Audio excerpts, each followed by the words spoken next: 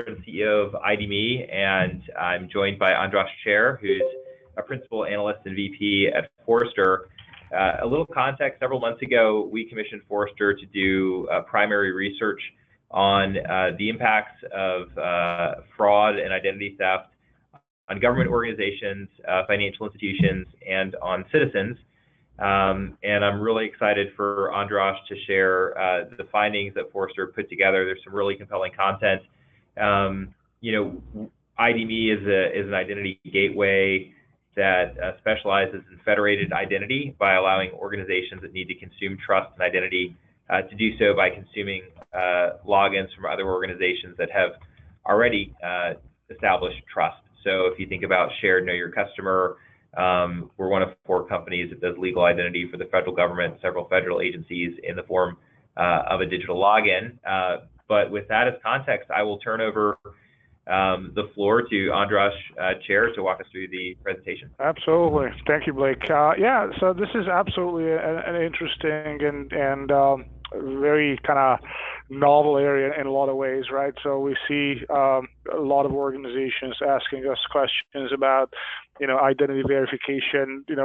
Truly the authentication story and how you authenticate and log people in on a website is interesting, but what's even more interesting in a lot of cases is actually how you're able to vet and verify their identity. So we kind of wanted to add a bit of background and really create some quantitative evidence and running a survey around this. I'm going to talk about exactly what we did. So in essence, we ran a survey that we co-designed at Forrester with IDme, and basically, I'm going to talk about all the respondents, but it's basically about 2,000 U.S. consumers, 150 financial services and fintech organizations, and also some 150 government organizations. And then we co-designed a survey and ran it, and then looked at the data and gleaned and distilled some insights. So let's jump in here looking at so basically want to give you a bit of a background and introduction into the general identity verification and fraud landscape as to how all this fits into the grand scheme of things before kind of diving into details. I'll be relatively quick kind of going through this section just to be able to kind of place this and provide some context here. So obviously we hear people talk about 3 things.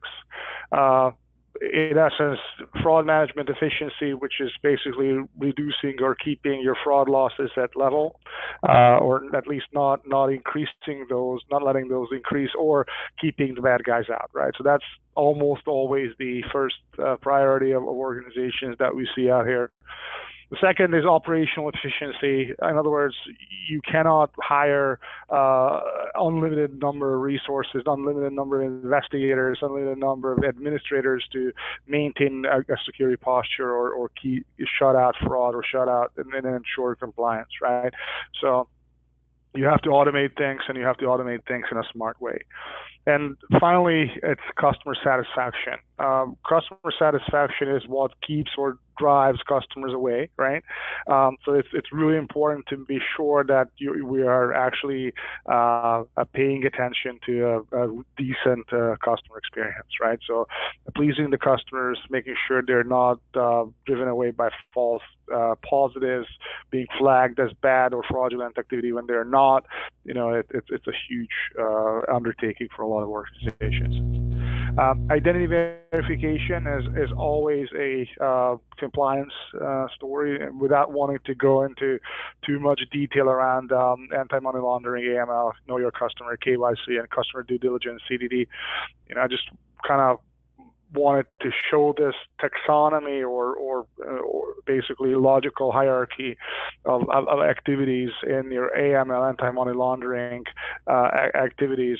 In part of the KYC and CDD framework on the left-hand side, basically both as an initial or onboarding and continuous fashion, identity verification and disambiguation is the first step. So the reason, obviously this is important, like before you actually issue credentials to anybody, you want to make sure that that person is who you have been doing business with, if they already have a relationship with you, and also making sure that this person is a valid human being and not just a synthetic identity. So really important to kind of understand that the initial onboarding is a very important aspect here. You have to be able to verify and vet identities appropriately. So again, if you look at the fraud management landscape, basically how you reduce your fraud losses, without wanting to go into necessarily other elements here, identity proofing and vetting is also an important thing here, right?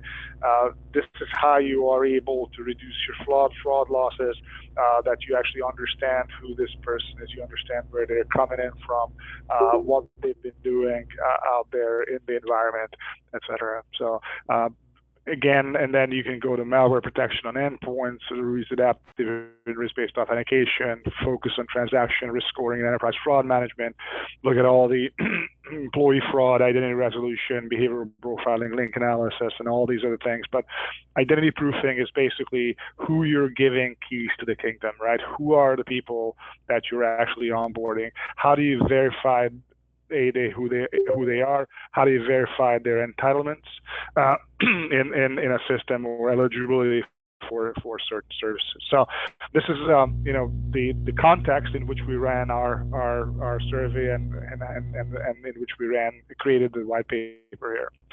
So some of the key findings here, and again, I'm going to talk a bit about project methodology and really kind of looking at some of the initial results here, or kind of high-level results from this survey. So in January 2017, IDme commissioned us, Forrester Consulting, to explore fraud, risk, and identity verification with consumers. So end user people who are just using these services, or have been impacted, or have been exposed to identity verification, businesses that actually offer or are required to use these identity verification services, and governments, right? This is definitely an important vertical, and the study was released in April 2017. We did two online surveys. Basically, one contained 2,000 U.S. consumers, ages 18 to 61, and in urban, suburban, and rural areas across all ethnicities. So try to basically cover the whole gamut here, and also ran another survey with financial services and governance across federal, state, and local. We made sure that the business and government respondents were director level or above, so they had the right level of insight into identity verification, not just necessarily practitioners. And then basically we selected consumers that go online at least once a week for personal reasons. So they're people who actually use the internet to conduct business. And again, we also did some qualitative interviews with decision makers in the financial, fintech, and government arenas or verticals, just one interview per sector. So what the takeaways were here, people have been concerned about identity fraud, identity theft, and it's definitely a huge and concerning issue. As consumers spend more and more time online, engage with companies, use digital channels, it becomes much easier for criminals to commit fraud and identity theft, right? So the approach is pretty much online, or companies are motivated and driven and goaled to actually steer the approach more and more online into a faceless type of setting. So you no longer walk into a store with an ID card, etc., or use your physical ID for verification. But it's clearly a requirement that businesses have. On the other hand, basically, because of this, fraudsters are again moving in these areas, committing identity fraud, establishing accounts online, submitting applications for cards, benefits, services, eligibility, maybe claiming that you're an educator when you're not, claiming that you're a student but you're not, claiming that you're a first responder but you're not, and really causing basically losses. On the other hand, if you are a victim of identity theft, i.e. your data has been stolen, social security number, name, address, date of birth, etc., and someone establishes an account on your behalf, that causes a lot of basically emotional investment, worry, time being spent on basically proving to a lot of credit bureaus or even the service provider that it was not you who committed the fraud, signing affidavits, and obviously there's also money being spent in this activity of proving that you're innocent. And again, companies are trying to curtail ID theft and fraud, and again, this puts them thousands of dollars or millions, and really drives, basically causes issues with attracting and retaining customers. So again, big problems as well. Are basically an estimate that we've seen out there is basically the cost of identity fraud in the U.S. to consumers is about $16 billion in 2016. So again, a huge number out there. What I'd like to here talk about is that consumers are fairly concerned with identity theft, but really don't have a lot of ways and a lot of measures to be able to kind of protect themselves against this. So if you look at the diagram on the left-hand side, 91% of consumers are basically we interviewed, or actually we surveyed, said that they're concerned that their identities will be stolen, right? But only half of these consumers feel that they have some control over their personal data. So again, that is a huge and a fairly problematic situation, that you have to do online transactions, you are concerned about your data being lost, but you really don't have much in your hands to kind of protect yourself against the losses. So let's move into the detailed description. So it's just a high level kind of overview of what we've seen here. So basically, we kind of did some surveying around the detailed problem. What is the problem with identity theft? How this impacts people? What the costs are? And really various aspects. Then basically, why we don't really see today's legacy tools really work well to basically fend off these issues around identity theft. And finally, I want to talk a bit about the solution, what customers see, consumers and government and financial services businesses actually see as the solution, what they're looking for, and finally end on some recommendations. So again, the real interesting part is just coming up here. So if you're looking at basically consumers, right? Most people want to protect their identity somehow, right? So a lot of times, what we looked at is basically people look at their bank and credit card statements to see if there's been any kind of fraudulent charges on their accounts. A lot of times they got notification on their payment activity in their credit card or bank statements. Most banks and credit card companies actually provide some level of notifications, although this is still not even close to the level that we've been seeing, outside of the United States and in Europe, right, where you got a lot more granularity and notifications and a much lower threshold. So some companies, some banks in the U.S. only notify you if their charge exceeds maybe $100. Others kind of do a notification on any charge amount. So change passwords. Again, today the password is one of the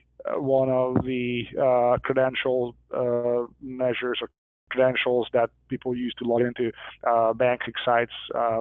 e-commerce sites, really the key to the kingdom, or key to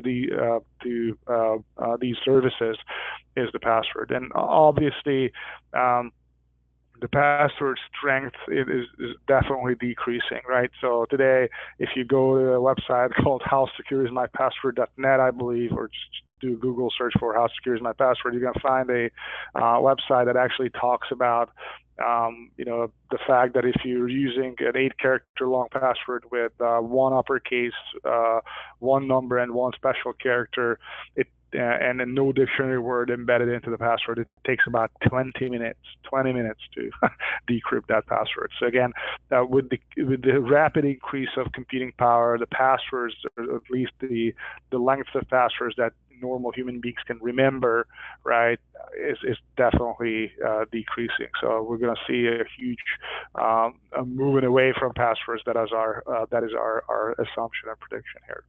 A lot of people regularly check their credit report, right? You got your annual credit check. And then, moving on, change social networking privacy settings, activate two-factor authentication just to be able to not solely depend on password complexity, install privacy protection tools, basically don't do unlimited, refrain from unlimited online purchases, not use anything online, use a password manager where you actually are able to set longer and more complex passwords, look at an identity theft and insurance or credit card monitoring service, use a mobile app for additional identity authentication, commit suicide on Facebook, right? Delete your social network profile, use search tools, etc. We've also seen people doing a credit freeze, right? So that's another activity we've seen people undertake. But you go to the doctor's office and you have to provide your social security number, and if the doctor's 3-person IT shop loses your data, then you have a problem, basically.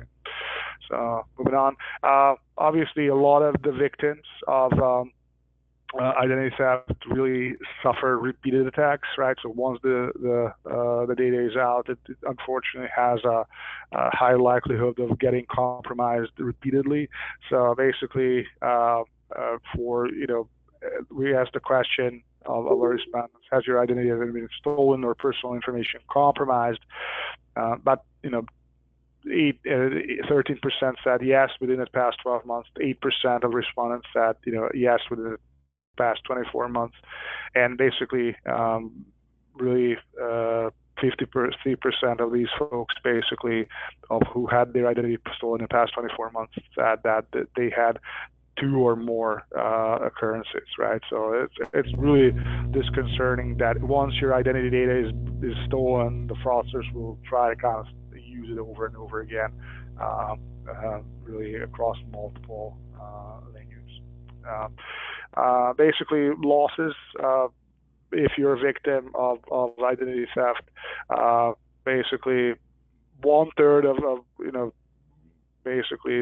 of folks have not 21 or 27% respectively suffered basically $0 losses.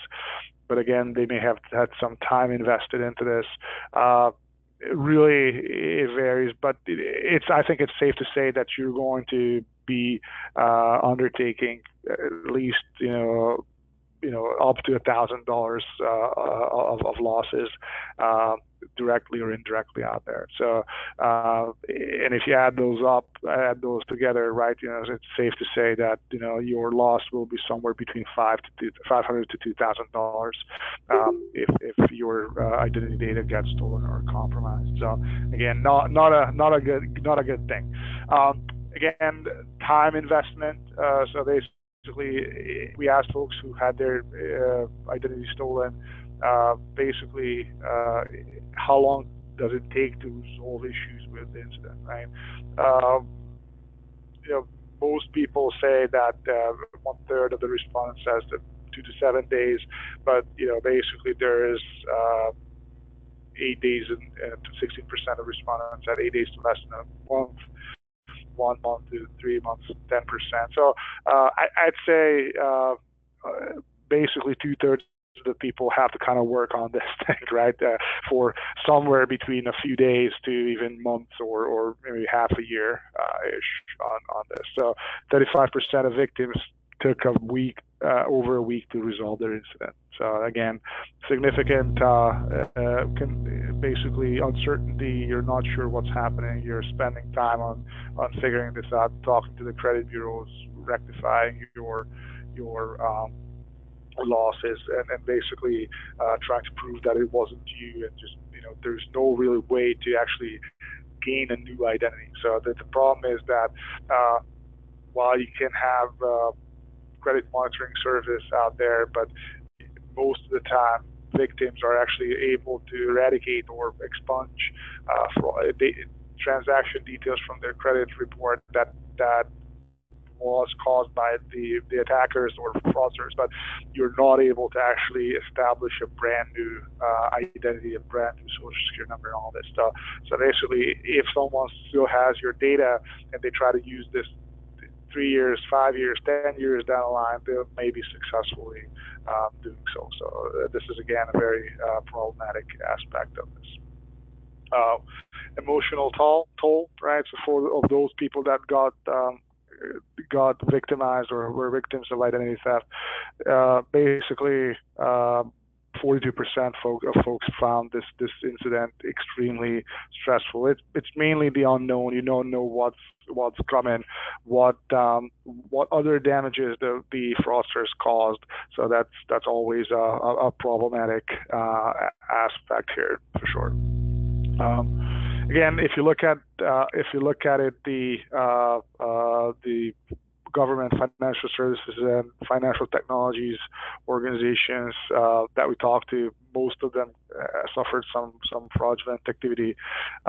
Basically, mostly it's personally identifiable information they said that was used, and also credit card application fraud was also very common. So 76% of financial services total that we looked at experienced fraud involved the use of customer or citizen data in the last 12 months, right? And additionally, the types of data that was used in these incidents, again, PII, payments, authentication credentials, that's a huge issue that we see, in essence, usernames and passwords, or even digital certificates, PKI certificates being stolen. We've seen biometric data being stolen, etc. A lot of time, account numbers were stolen. So this also underscores the need to authenticate users a lot better than and verify their identities at the time they're applying for new services, or authenticate them better when they try to transact with the organization. And again, if you look at the types of fraudulent activity for FinServ, obviously at the bottom two diagrams on the left-hand side, credit card application fraud was absolutely the winner here. New banking account openings using synthetic identities, check fraud, account takeover, again, using the victim's username and password to log in. Card not present fraud, this is an area that we see absolutely increasing, but really pushing on to basically payments to online and e-commerce channels and loan stacking. On the governance side of the house, right, when we talk to the government respondents, basically benefits fraud, kind of getting improper or fraudulent payments from the government, account takeover fraud, again, taking somebody's username and password, improper payments being initiated or received, and tax return fraud were huge. I talked to a lot of organizations, and basically the IRS are hearing inquiries that they've been seeing just a surge on tax return fraud. So people trying to submit their tax return sometime in mid-March to mid-April, right? And they realize that they cannot because their tax return has already been submitted by a fraudster. So then you have to investigate, basically what's going on. So again, everybody feels the pain of ID theft. The cost of fraud that we see again in the business, financial services, and government areas, again, huge numbers right here. Basically, the account takeover has been causing a lot of issues. So most organizations here have been sustaining somewhere between 1 to 50 million, so 1 to 10 and 11 to 50 million dollars in fraud losses. And this is again a really kind of disconcerting event, right? Again, people are trying to automate this, look at fairly difficult process automation and linking processes to understand this, because a lot of times fraudulent activity happens across the board. It's not necessarily just applications, not just necessarily just account takeover. Fraudsters basically kind of hop between channels, hop between transaction types, etc. So, but account takeover has been causing quite a bit of challenges here. New account and basically synthetic identity fraud, application fraud have been basically the most important areas of fraud. And again, on the governance side of the house, account takeover, improper payments, and really government benefits and tax return fraud were, like I said, hugely impactful, unfortunately, in a negative way, right? So, really. Beyond the losses, right? That kind of making sure that your losses are what they are, and treating fraud as a cost of doing business, although that notion is changing. Fraudulent activity causes a ton of other things, and a lot of this is very difficult to actually monetize and measure in numbers. But lost productivity is a huge thing, right? You're doing fraud investigation, legal work, and not your core job, right? So lost productivity is a very important element here. Damage to brand reputation. How come an Acme Corporation cannot shut out basically any fraudsters, right? So the customers may be going someplace else when they see that you've been attacked by a fraudster, so you sustained a fraudster attack.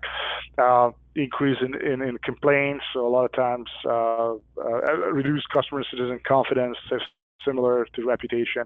Increase in inquiries in complaints, right? So you have to serve basically any kind of questions and pick up the phone in a call center to answer any kind of customer concerns that may be generated after the news is broken that there's been some data loss, fraudulent activity, basically a spike of theft of services and goods at the organization.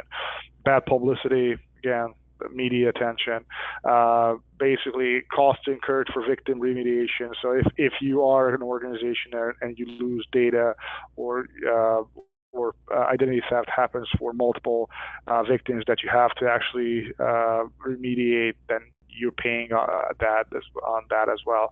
And then loss of revenue, fraud loss write-offs. You may be fined if you fall under regulatory guidelines. AML is always and anti-money laundering walks very closely hand in hand. Anytime we see fraudulent activity, there may be some money laundering attached to this, and if that gets out, it's not just your bottom line that gets impacted, but you have to actually pay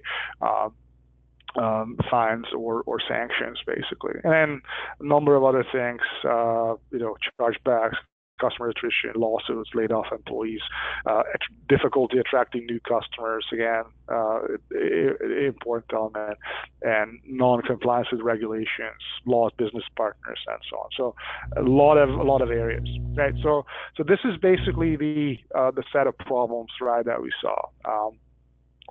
Really on the consumers and individuals, time and money being spent being a victim, emotional distress, and then for organizations, money lost in fraudulent transactions and various other adjacent areas, right? Adjacent non-monetary areas.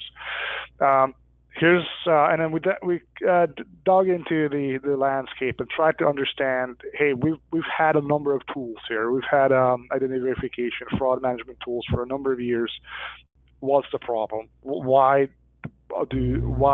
these two tools work or don't work well if you continue to see this problem out there? Obviously today's fraudsters are smarter than what we've had in the past. Mobile devices are being used to perpetrate fraud. Online channels, dark room chat channels are being IRC chat rooms are being used to exchange information, buy data on individuals. Credit files typically cost $25 to $30 on a person. Credit card numbers can be had for 10 to 20 cents a working card number, and username and password combinations typically trade between that $2 to $5 each, right? So it's again an important thing. Organizations obviously have to use a multi-layered approach, right? But the problem with that is that if you're using multiple tools for identity verification and authentication, and you rely on legacy methods, you're just kind of putting your head on a swivel, basically. So anyone who's working in the organization's fraud management department, they have to kind of verify and look at a ton of data sources. It's not uncommon for people to, in investigations and analysis and fraud investigations, really having to look at 7 to 10 different screens to be able to put together the entire context and 360 view of what's actually happening. The identity verification processes have gotten out of control, creating a lot of friction with customers, but at the same time lacking the rigor needed for true identity verification. So a lot of times we see organizations really kind of asking the same kind of knowledge-based authentication questions that are easy to answer based on the credit file header information. But these are repeatedly coming up because these are the easy questions to answer.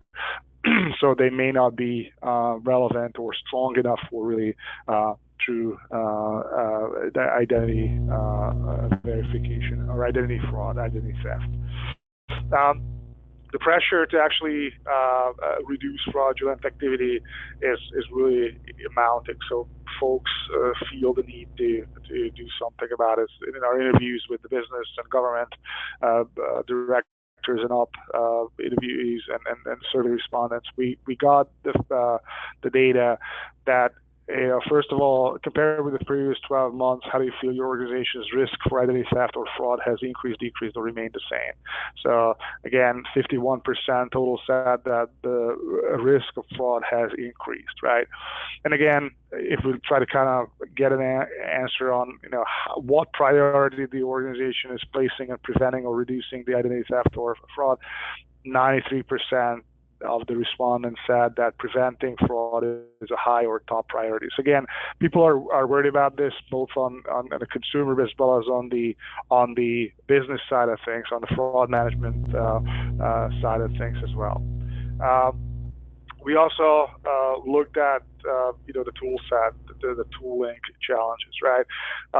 So basically, some of the challenges that our respondents mentioned here is that users have difficulty remembering login information. So organizations force consumers to pick long passwords. They cannot remember their login information. So there's a constant resetting of passwords. Some of the data breaches have compromised static identifiers, social security numbers, account numbers, date of birth, address, phone number, etc. New fraud patterns are not recognized, right? Fraudsters don't have to follow any kind of compliance type of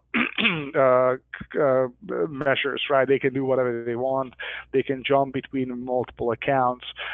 They can use multiple channels at a bank or a government agency, such as the online web, mobile native application, call center, in person, mail. A lot of times we've seen people doing mail fraud over snail mail. Again, the patterns are really not recognized. Mobile applications are promoted by the business, but the tools are not necessarily there to actually detect fraudulent activity. Basically, the passwords and credentials are too easy to guess for fraudsters. It's really easy to build a social engineered profile of a user as well. And the end user authentication processes are very complex, bad experience. So people basically try to simplify them. The company tries to simplify them, but then again, that reduces security. And then solutions provide limited to no support to verify identities of certain users. So if you have a credit file, if you have a credit history, then you may be verified easily, but if you don't, you may still be a legitimate user, but it's much harder to verify user in an online situation. Most of the solutions lack the flexibility to adjust in real time. Again, I think this is something that I've been hearing on inquiries. If there is flash fraud, like there you see if a fraudster's team actually striking, basically 10, 20 people, fraudsters are actually trying to steal data, steal services, apply for cards, open accounts, and so on. At the same time, the tools will absolutely have no way of adjusting models in real time automatically. And again, basically, last thing, using credit file header data only to verify identities is considered to be insufficient to protect against fraud. Like I said, $25 to $30 to buy somebody's entire credit file in one of these darknet IRC channels is a very common thing. We actually did some qualitative surveys. This is a verbatim from a VP Information Risk Management of a large U.S. financial services firm.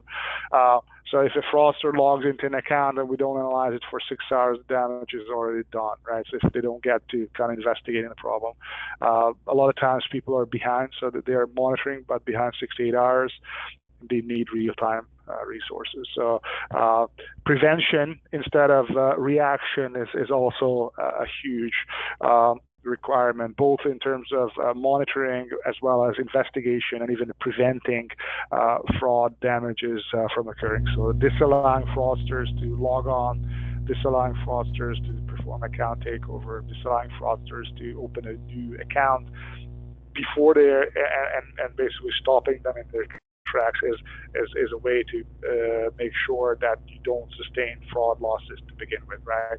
Versus reactive methods of just trying to investigate fraud losses after things have happened is more costly because the money is already gone.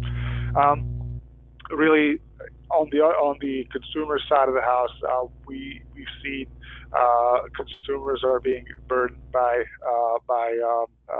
really the identity verification and authentication. So we asked a few questions of the consumers, thinking about the websites for which you have registered the personal account or identity. What approaches do you use to verify your account or identity? Again, overwhelming majority, 3/4, 75% of people entering username and password. Security questions that you set yourself. Problem with that is that if a fraudster gains access to your social network on Facebook, LinkedIn, Twitter, etc., and they do a search, many of these answers are fairly readily available. Deciphering distorted text or captchas, entering account numbers, historical personal information, zip code, date of birth, social security numbers, or last 4 digits of it. Many organizations use single sign-on, so you kind of log in once. Security questions generated by the public record, or basically adding a token.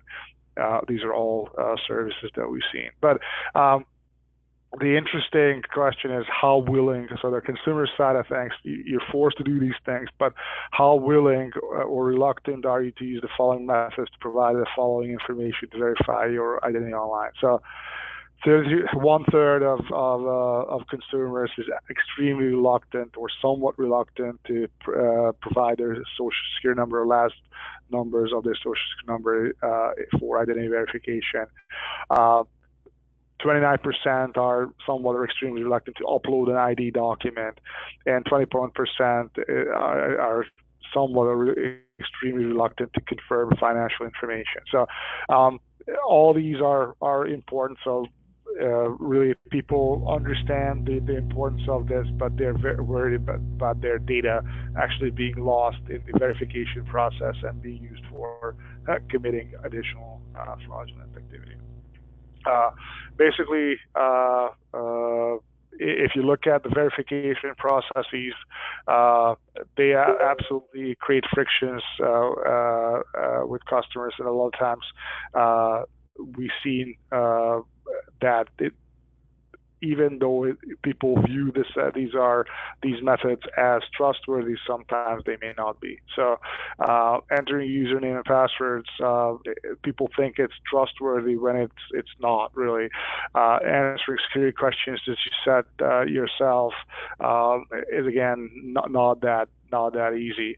The CAPTCHA trustworthiness, it's really not even an authentication story. It's more of a preventing botnets from harvesting and trying to perform transactions and entering account numbers. So these are all things that basically are considered to be secure, but in fact trustworthy. But in fact they're not so much trustworthy. Again, some verbatims here in terms of the respondents. 40% of the complaints we get were inconvenience because the customer has to do two-factor authentication, and they get, why do I have to use my phone when I'm doing this? Why do I have to enter an additional number? Why isn't my PIN not enough? Again, big complaints from customers in terms of ease of use. Again, traditional authentication. So this is the authentication story that we see here. Username and password, two-factor, multi-factor authentication. Basically, at least implemented. So again, 92% of organizations either have something or planning to expand what they have. Two-factor is there, risk-based is there, single sign-on is there, and biometrics is absolutely gaining ground. And again, the important thing is that the people are increasingly realizing how, if you look at the effectiveness of these methods, interestingly, biometrics is on top. As is risk-based and contextual authentication, which is easier and maybe invisible for users. So no need to enter a new password, no need to do anything. The system looks at your IP geolocation, looks at your device ID, and understands where you're coming from, and then only if you're trying to log in or authenticate or apply for an account from a risky location, then or a compromised device that has done this in the past, then they will prompt you to actually add more credentials. But for a normal user who's just coming back and trying to transact, they're not being impacted by this. Again, basically, a lot of organizations are seeking identity verification improvements. So most of them are expanding their identity verification capabilities in the near future, but we have not found any method of identity verification being 100% bulletproof, right? So document-based identity verification is definitely up there.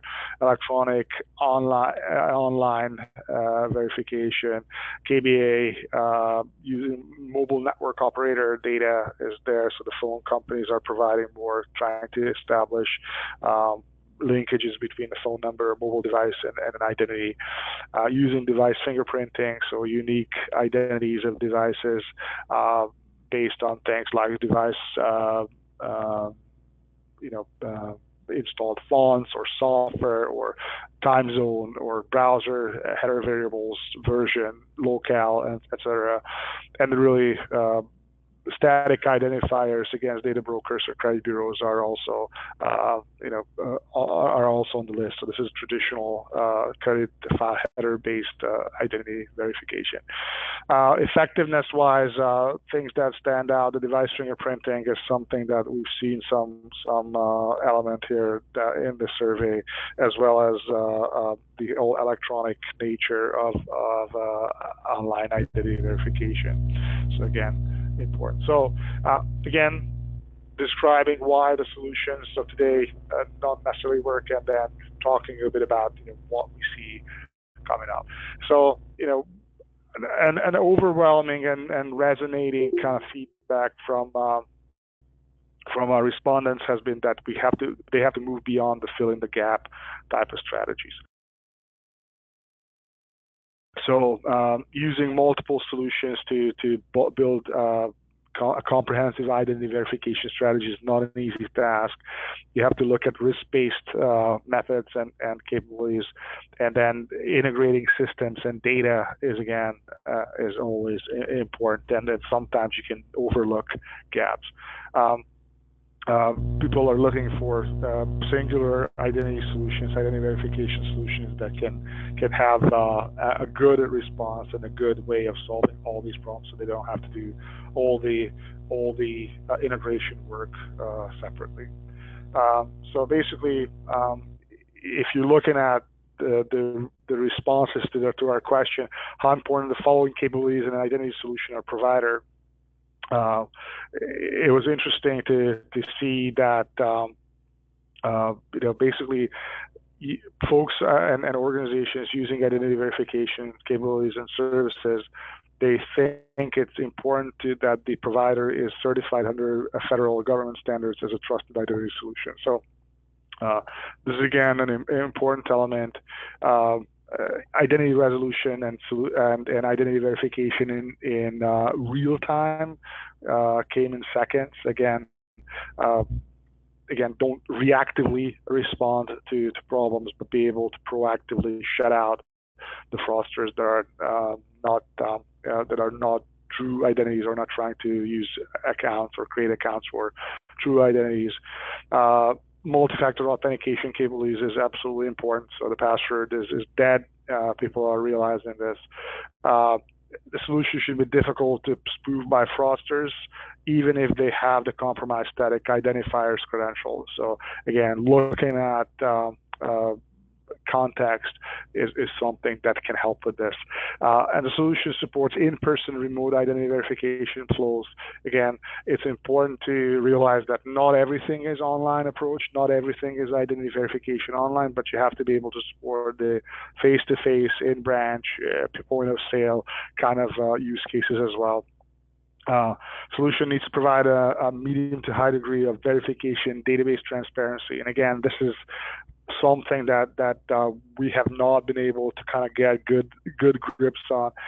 What is the data that the identity verification solution uses to verify the identity? How it's being garnered, how it's being collected, how it's updated, how it's enriched, how it's made sure that if there's issues and data quality problems with that data, it gets corrected and even fed back to the original source again. And again, limited or minimal negative impact on the customer digital experience. Nobody wants to have their customers jump through hoops because of identity verification. For a federal agency, a director told us that they don't have a single solution, and basically implementing the final outcome and basically integrating these solutions have been a challenge. They had to change a lot of software to get the requirements well, and then really they had to use three types of software from one vendor to talk to another vendor. So basically, really a lot of finger pointing happens in these integration stories behind the scenes. Again, not an easy thing. 64% of organizations are likely to outsource identity verification to a federated identity provider hub. A lot of times they basically want to have somebody else do this for them.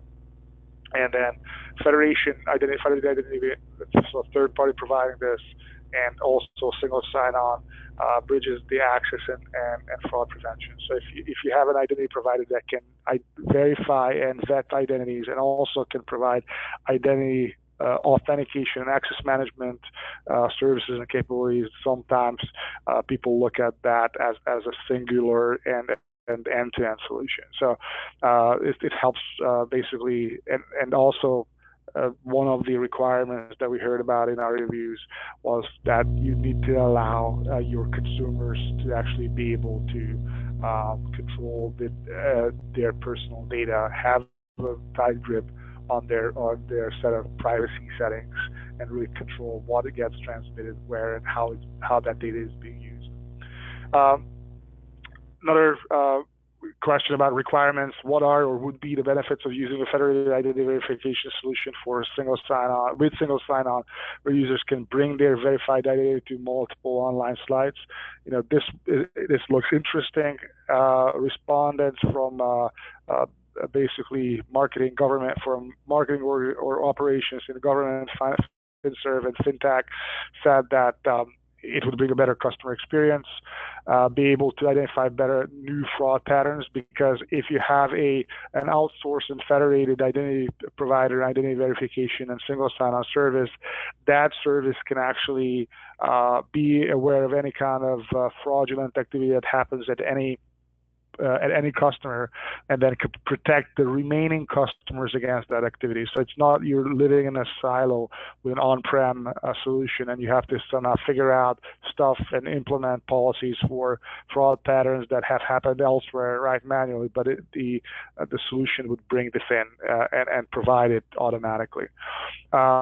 Easier user authentication process, so inconvenience the users less.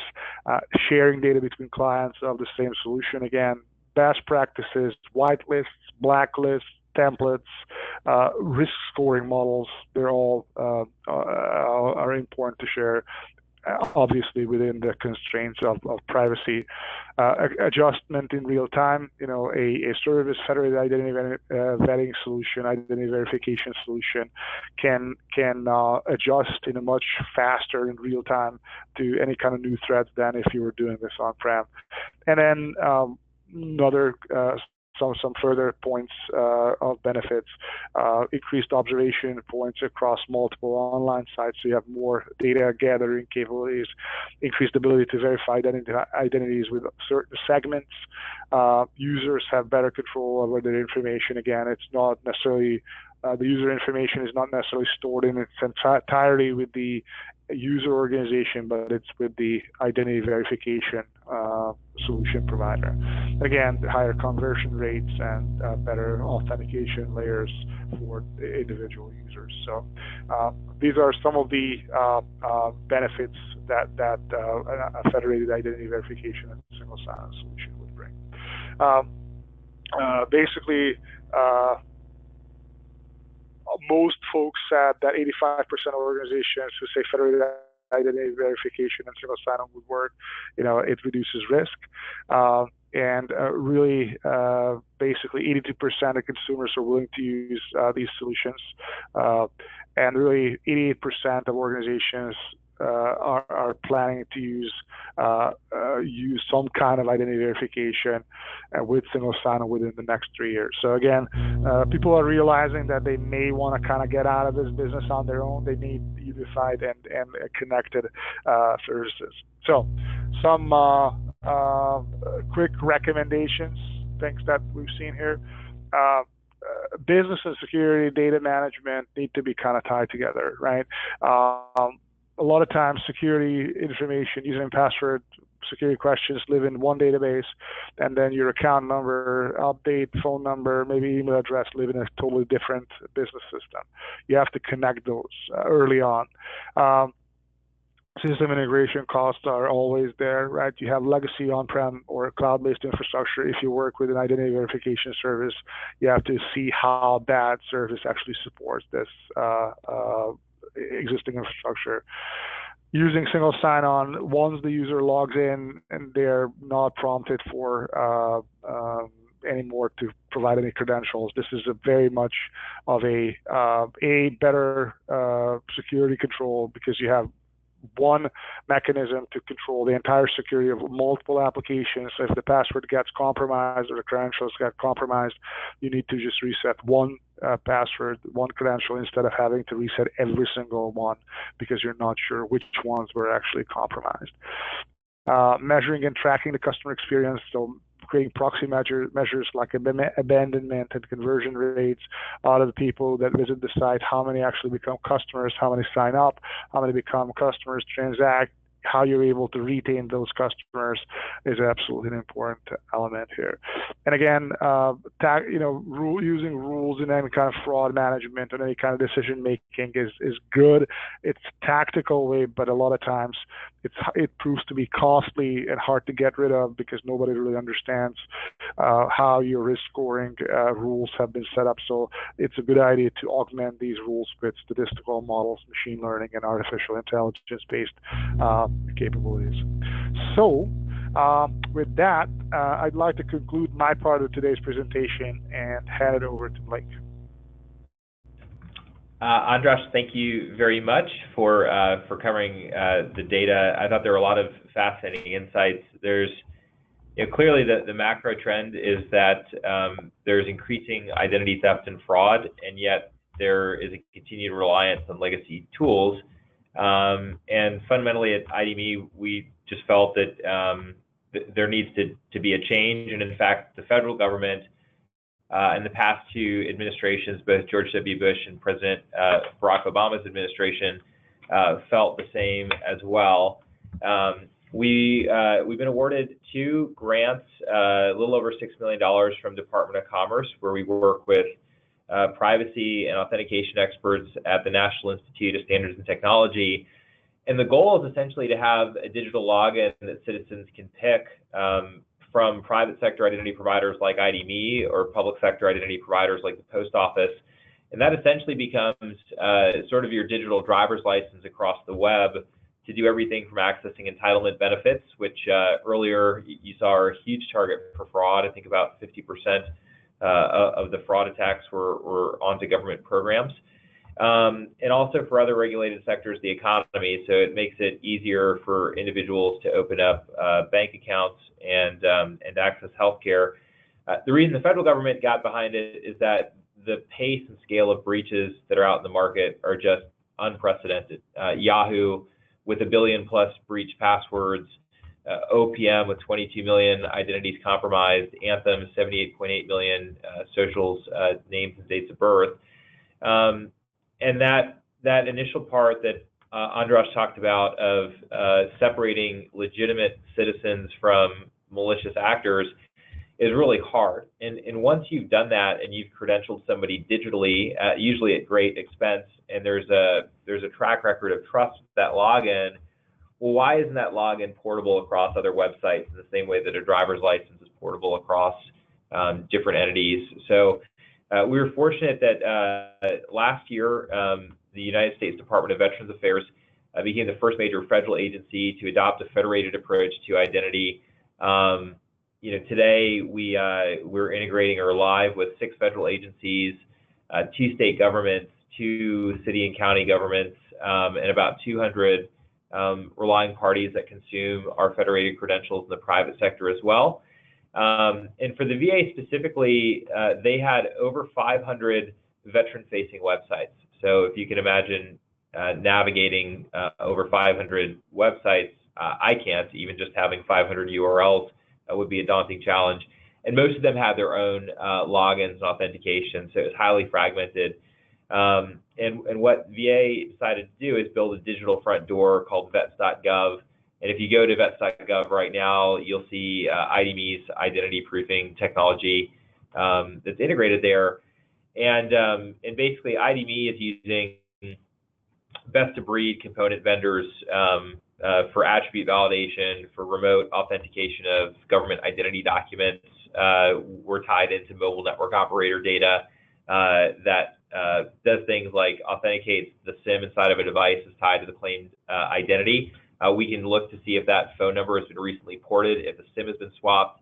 So individuals are actually establishing their identity and who they are through possession-based tokens and not through questions and knowledge that bad guys have already compromised. And right now it's become a model for success within the federal sector. We understand through feedback from industry stakeholders that our success rates are 2 to 3 times that of comparable government programs in terms of access. And we have yet to have a single report of fraud due to the deprecation of knowledge-based identity proofing.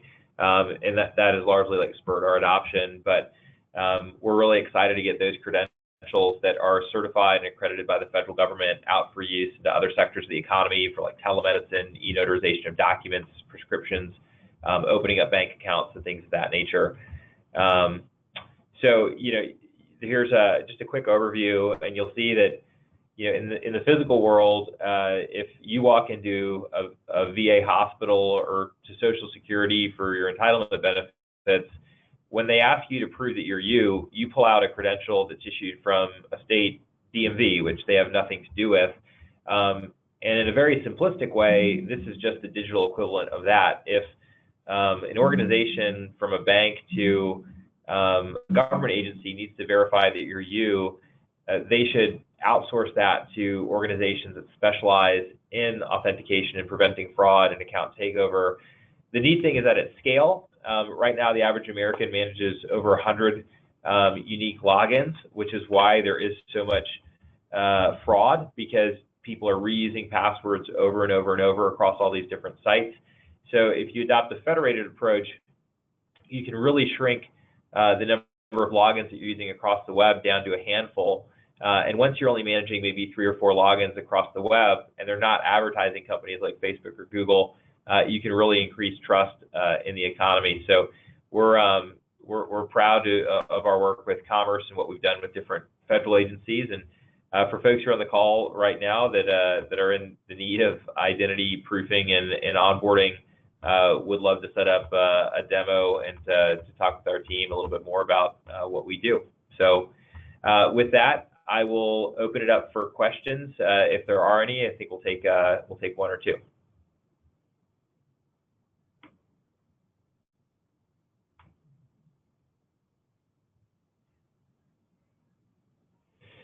So here's one. So Andras, can you talk a little bit about what industries are benefiting or could benefit the most from federated identity verification? Yeah, so obviously financial services has been an industry that we've seen there. Healthcare staggeringly kind of suffers from costs of identity theft and breaches. We've seen actually utilities really ask us a ton about how they can vet identities. So insurance companies.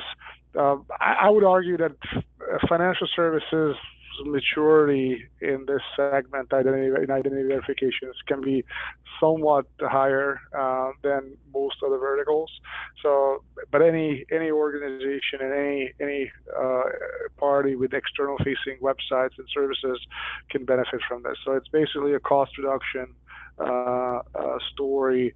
How do you actually not try even to do this on your own internally, but let use a service that provides better capabilities, better service, and higher accuracy and lower customer friction. So yeah, I think that's healthcare, insurance, and utilities are seen to be one of the quickest to value verticals here. So on that note, just briefly, there's been a lot of talk around like shared know your customer between financial institutions. Have you seen any movement on that, or any reason that something might have traction? Sure. I mean, the question is how you. Absolutely, it's a very common requirement, and it thinks this would be a very convenient way of solving this problem.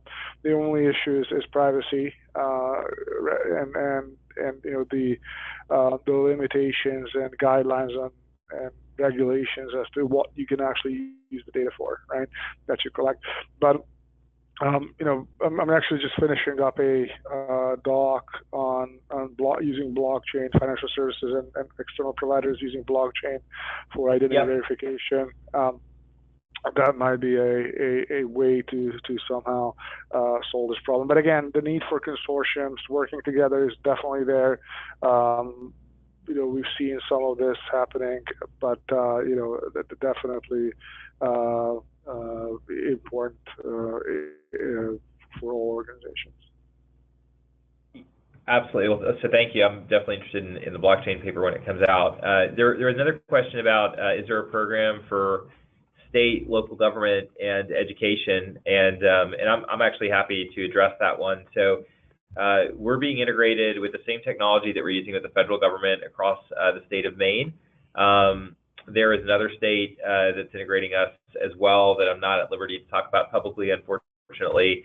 And then even the city of San Diego for municipal services, where it's everything from reduced fees at their golf courses, where if you're a resident of San Diego, you golf Torrey Pines for $25 instead of somebody who's from out of the city at $250 or $300. Online access to library services.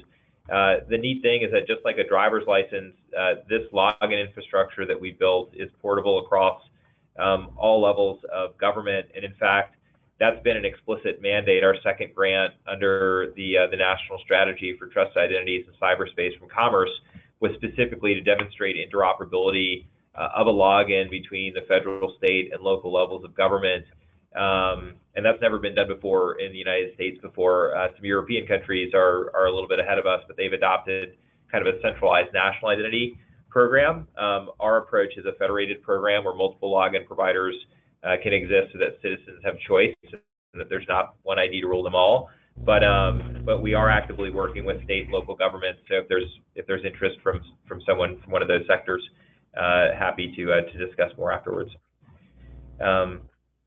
So I think with that, I know that we're over time. I just want to thank everybody who's on the webinar for attending. Really appreciate you taking some time out of your busy day to listen. And Andras and the Forrester team, thank you so much for putting together this presentation and all of the great research.